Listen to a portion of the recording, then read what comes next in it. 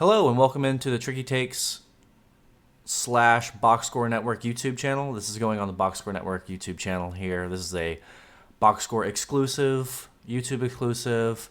We are the Triicky Takes podcast, but we are here doing a YouTube special for our Team of the Month. This is something that you can catch all the time over on our podcast at Triicky Takes, as you can see behind me. But this month, we wanted to kick it off with a YouTube special only. You'll be able to catch it here on YouTube every month as well. Most likely, most months we'll be posting it on both places. But this week, it is a special episode just for YouTube. So say hi to YouTube guys. Billy, Connor, what's up? How's it going? What's up, guys? So just as a reminder, to tell you how this works, if this is your first time catching one of our Team of the Months, each of three of us pick our player of the month at each position. We have catcher, first base, second base, third base, shortstop. We have one center fielder and then two other outfielders. They can be any of the three outfield positions for those other ones, but we have to have at least one true center fielder. Then we have a DH, a starting pitcher, and one relief pitcher as well. So that fields our team. And this, again, is our Team of the Month. This isn't necessarily our best players of the month or anything like that. Most of the time, it kind of aligns, but sometimes, for some reason, which we'll get to down on this list for sure, someone gets on this list because they did something special. Maybe they got outperformed by someone overall throughout the month, but say if a guy throws a no-hitter or a perfect game or something like that, you're generally speaking going to be our pitcher of the month unless you just really stink it up the rest of the month for some reason. But it's our Team of the Month. It's not necessarily just best players. It's sort of encapsulating all of baseball and everything that happened. So let's get this started off, as we almost always do, with the catcher position. I will go first. I'll start us off. I went, maybe controversially, Carson Kelly at catcher, who only played 17 games, and we don't have a minimum game requirement for total games, but we do have to make sure you play the right amount of games in your position. So if you're a catcher but you played just a ton of like DH and first base, we try not to include you in catchers. But Carson Kelly only played 17 games, majority of those actually catching, but was on an absolute tear. Had 7 home runs, scored 13 runs, and drove in 21 with a 22.5% walk rate. Accumulated 1.4 Fangraphs F WAR in that time period. That was second in all catchers, and only second to someone who played 13 more games than him. So on a rate basis, he was by far, to me, the best catcher of the March/April time period. Batted over 360 with a slugging percentage over 800. So this is my catcher of the month. What do you guys say? It's hard to argue with Carson Kelly. He put up great numbers, but the guy that did it a little more I guess, consistently played a little more, and is potentially the best player on his team right now is Cal Raleigh. Um, he leads the position in home runs, RBIs, slugging, OPS plus, and I believe right now currently F4 as well. Fantastic behind the plate as well. Not only leads the position out in home runs, but leads the league in home runs right now with 12. So he has really been on a tear so far this year and really helped them mitigate the slow start that Julio Rodriguez has been on, that we've become accustomed to coming out of J-Rod throughout early on in his career. So for me, it's Cal Raleigh, and that's who I gave my catcher of the month to April for. Yeah, I was on the same train as Billy.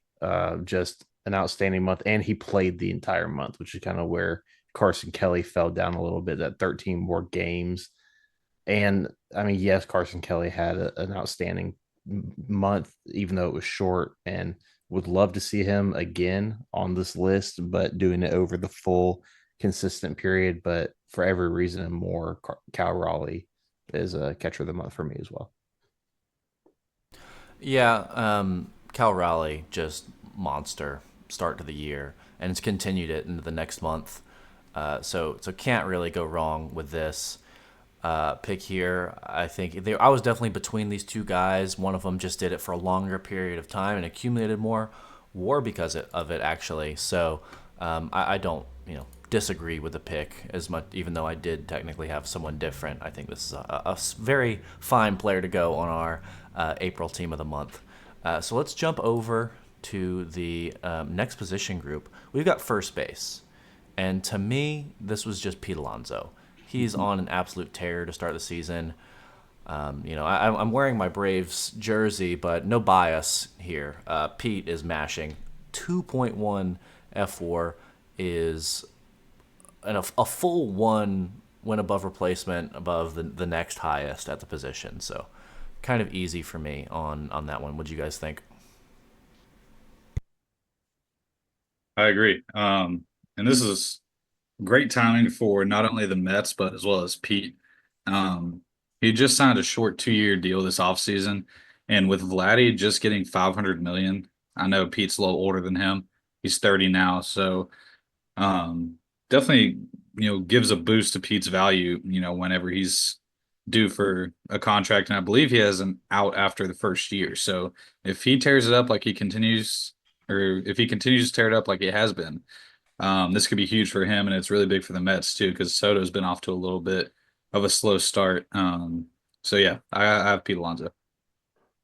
Yeah, I was looking and trying to make a case for anybody else just to see if I could do it, and wasn't able to. Pete Alonso by a mile. Yeah, just ridiculous stuff from the polar bear. And also, polar bear, great nickname, along with Big Dumper. So this is an Yeah. all-time nickname team we've got so far, which I think just leads to even more fun. So yeah, two great players to start and two great nicknames. My next player on my list, I don't believe has a great nickname. Excuse me. Correct me if I'm wrong, but I went Tommy Edman for this next pick. He's a switch hitter, 8 home runs, which led the position. 24 RBI led the position. 1.2 F4. He's very good defensively. I did have to check because he is one of the utility players. And I know we've toyed around with having a utility player slot in this list, and we've decided to go against it for now. Maybe in the future the utility player will be so sort of fluid, and every team's got one. But for now, it's sort of maybe like 5 to 10 teams are kind of going with a utility player. So not enough to justify a full utility spot on our list, but it's Tommy Edman to me for all the reasons I said. I do wish he walked a bit more, but other than that, really no gripes with his game and how he's played through the beginning of the season. Yeah, I definitely went a different direction, which I don't think will surprise either of you two here. I picked Christian Campbell, Red Sox rookie. He's in a bit of a similar position with Tommy Edman, and where he does move around some, but he is primarily second base and walks significantly more than Tommy Edman has, but has also been striking out a lot more, which is the one downside.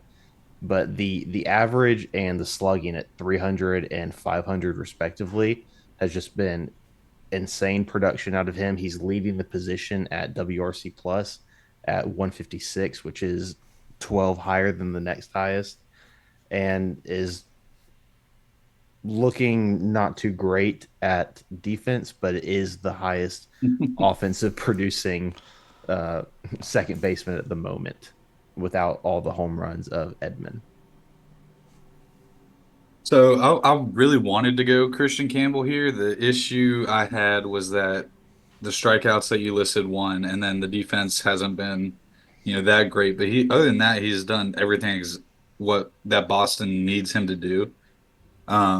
You said hitting over 300, 400 OBP.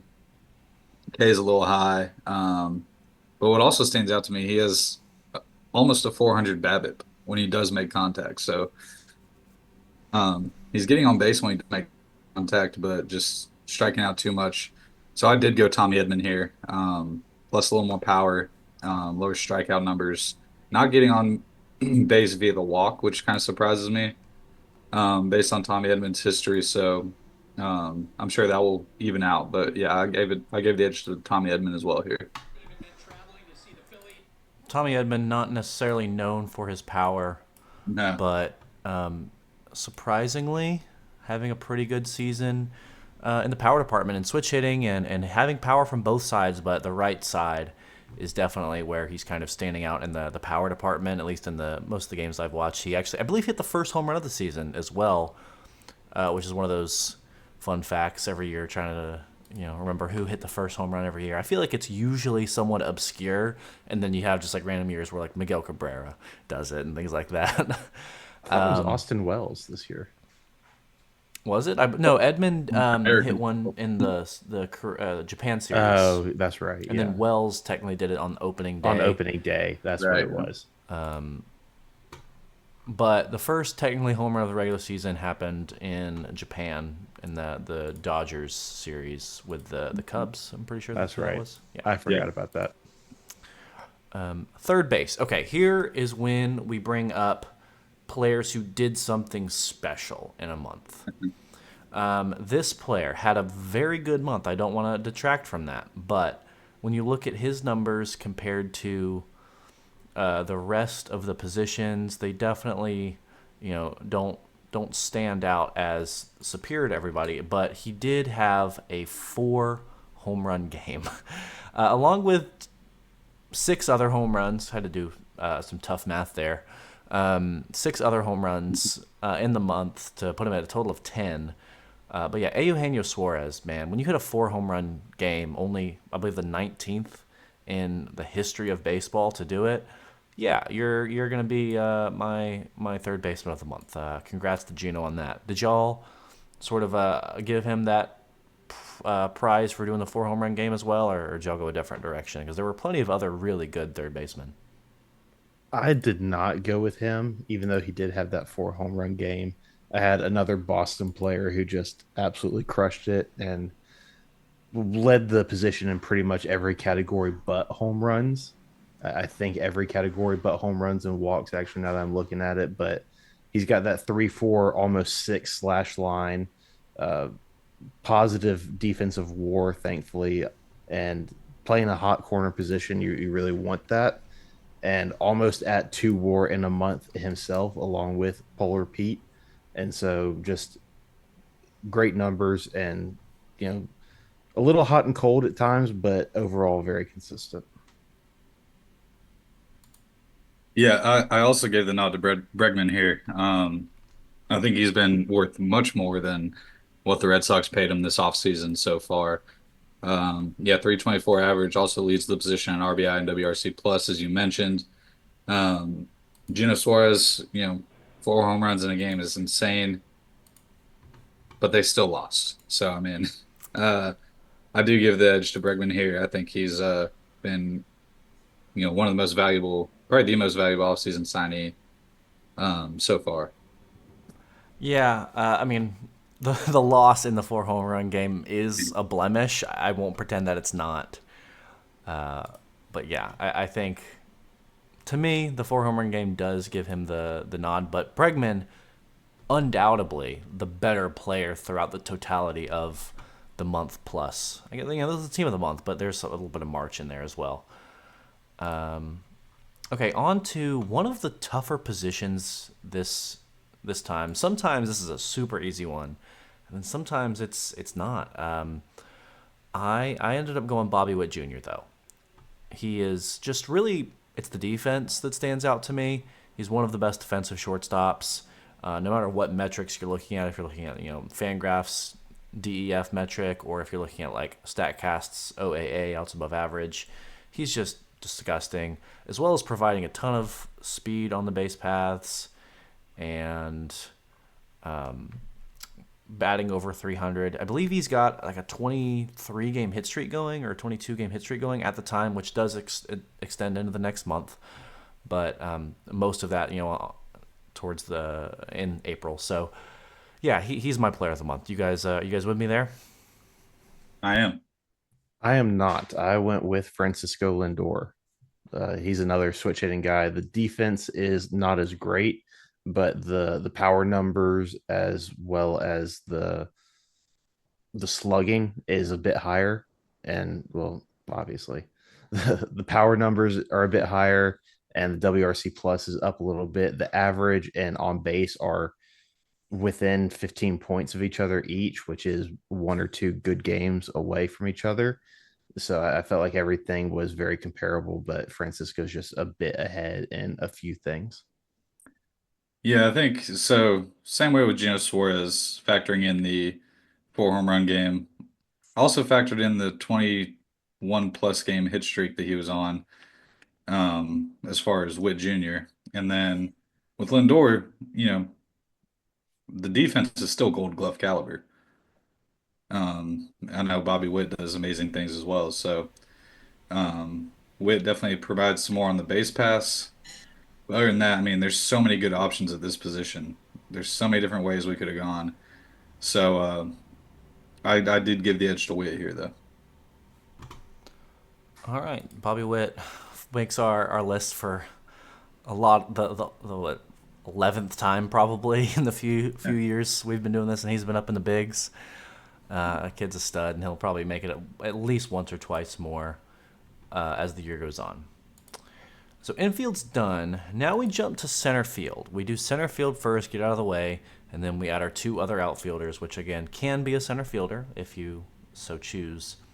But the first center fielder, to me, very easy. Mr. PCA, Pete Crow Armstrong, the Cubs center fielder, who is the best defender in all of baseball. In terms of outs above average, he is alone at the top of the list with 7 OAA. There's a few people with 6, but he is alone at 7. So he's the best defensive player in baseball in the month at a premium defensive position.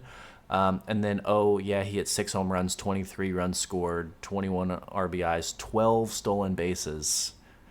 I mean, just an absolute monster month, kicking off a potential MVP caliber type season. I'm not afraid to say that at all.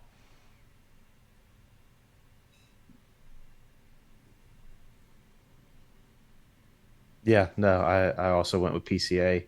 The great season, a menace on the base pass already. And what can you say about the best defense at what we always call an incredibly premium position? So I'm also PCA. Same reasons as you guys said. I am going to pump the brakes just a little bit on MVP worthy season so far. I still think he's the second best outfielder in the outfield for the Cubs. I think Kyle Tucker's going to turn it on. He's been good, but I just don't know if I can say, you know, he's PCA is even the best outfielder in his on his team. So I mean, there's definitely an argument there. Mhm. But when you factor in the defense, which the guy you're alluding to, and Kyle Tucker also is pretty good defensively. But yeah, I mean PCA is just a monster right now, and I do want to say that I think this is real. It is more of what I'm saying when I think it's Right, a yeah. he might come back down to earth a bit, but I think he is.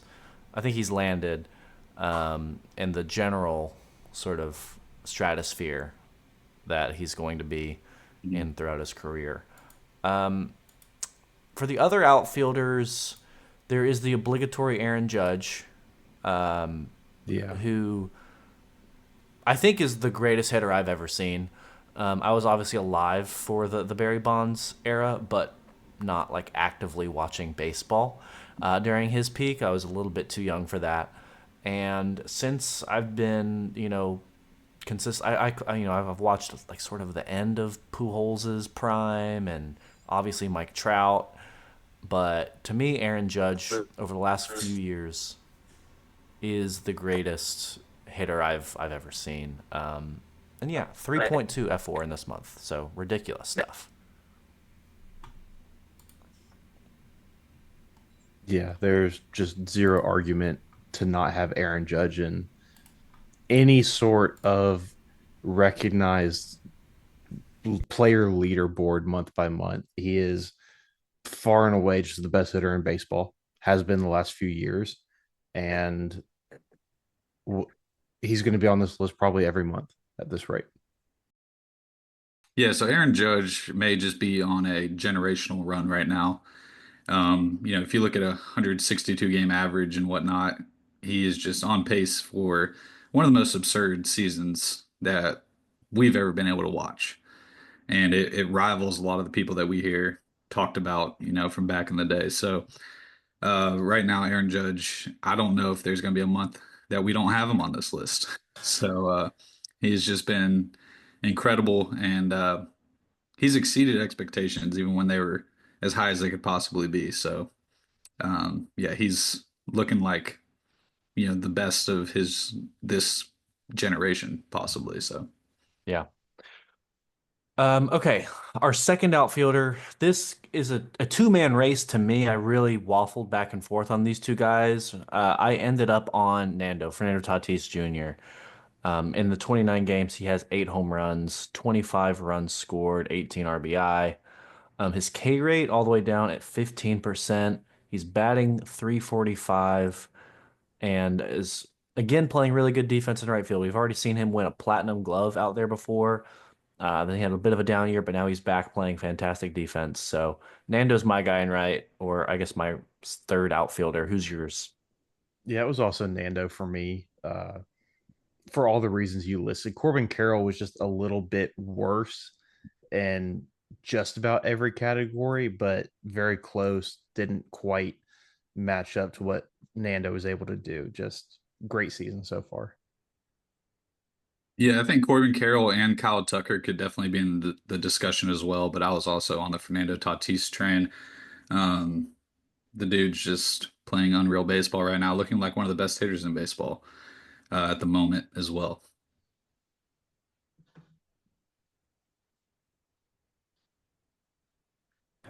Yeah, Nando's been gross. Yeah, This is nothing new.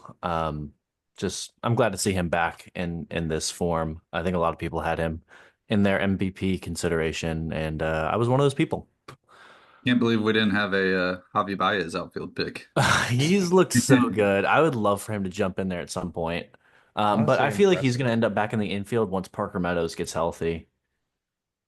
Yeah, I mean, hopefully, I mean, theoretically, that should not have an impact on the hitting, but maybe it's just something No, about playing shortstop where he's just swinging for the fences. yeah, mentally, but yeah, I would love for because if he goes back to even third base or shortstop, he has a Mhm. better shot, I think. Okay, DH. This is the obligatory Shohei Ohtani, but it's not actually. Like I feel like every time we get to hear so it's just Shohei, it's just Shohei. For me, it's Jorge Polanco, who, granted, a lot less ABs, only 22 games, but more home runs, 9, more RBIs, over 15 more RBIs, not just a few more, with 25, and walking only at 11.3%, batting 384 with an 808 slugging, just ridiculous stuff. A 251 WRC plus. Absurd. I know he doesn't have quite have the games played that Otani does. So Otani's counting stats are a lot higher in everything but home runs. Which way did y'all end up on this one? So I actually went with Ben Rice. So assumed that Shohei was going to get the obligatory vote, and he had an outstanding month. 8 homers, only 22 runs compared to the 32 Shohei scored, but their walk rate and strikeout rate is right there next to each other. And then all the average on base and slugging is, within about 20 points each. And just thought he had an outstanding month, and it's tough whenever you're comparing yourself to Shohei Ohtani and the fact that he's right there in every single statistic. I just kind of wanted to give him a little shout, assuming Shohei would be the honoree. How about this, boys? No Shohei Ohtani mentioned in the DH spot. Legendary stuff. I Essentially the know. first time ever for us. I feel like this position's been dominated by Shohei and probably Jordan, the second most. Yeah. Um, but we all three have different picks here. I went with Seiya Suzuki for the Cubs. I was heavy on the Cubs this month. I really considered Kyle Tucker as well. But went Seiya Suzuki here, and he's been mashing. He's got nearly a 600 slug, 29 RBIs, and 9 home runs on the season so far. So he has been playing really well as well. Polanco has been that power surgeon, so we've seen out of him. Not something that we're accustomed to out of Jorge Polanco. So But yeah, I went with Seiya Suzuki. I think it was kind of coming into the year, not sure what his role was going to be with the team. So, settling in at that DH spot while they have the three outfielders, Hap, PCA, and Tucker out there, um, I think really gives this offense a boost when he's playing well because they need it, and it's worked out for them so far. So I think it will continue. I think Seiya's for real, and I think he's going to have a good year. He came over late, obviously coming from Japan. He's 30. And he's had a few, decent years, but I think this year could be his breakout. Okay, so as we normally do when we have a tie, we all give our second place of the three. My second place would go to Ben Rice. I would take Ben Rice over, say, Connor. Yeah, I probably lean Polanco over Seiya as well. Billy, do we have a tie? Would you go Polanco or Ben Rice for your second place? Can I rehear Ben Rice's stats? Yeah, So I'll give the quick comparison. 110 ABs to 80, so 30 extra ABs. Polanco had one more home run, 12 less runs scored, 12 more RBI, so that's a wash. On base percentage was 266, or no, sorry, 373 for Rice, 418 for Polanco, slugging 808 compared to 585 for Rice. Um, WAR 1.4 for Polanco, 1.1 for Ben Rice. yeah, I'll go Polanco here. He was initially my second choice, but I wanted to hear Ben Rice again because I didn't look at him too much. So yeah, Polanco. All right. Sweet. Okay, let's move on then to our pitching awards here. Pitching is tough. There's always a nice solid crop of pitchers that we like. This one came down to just looking at run prevention to me mostly. I went Yoshinobu Yamamoto. He was dominant in this month. I don't love that he ended up with two losses somehow on his record. A 3-2 record did really kind of turn me off.